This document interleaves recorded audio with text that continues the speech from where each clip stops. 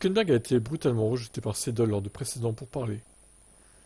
Ah oui, c'était quand en 2020.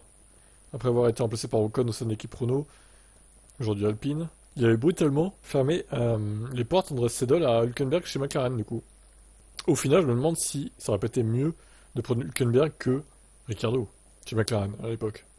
Je me souviens qu'en 2020, avant que la saison ait commencé, j'étais pas sûr de ce que je voulais faire. J'ai téléphoné, il était chez McLaren à l'époque. Je lui ai demandé si j'avais peut-être une chance pour moi. Il m'a répondu sans détour. Non, ne te fais pas d'illusions, ça n'arrivera pas. Ok. Un peu sale, hein, quand même.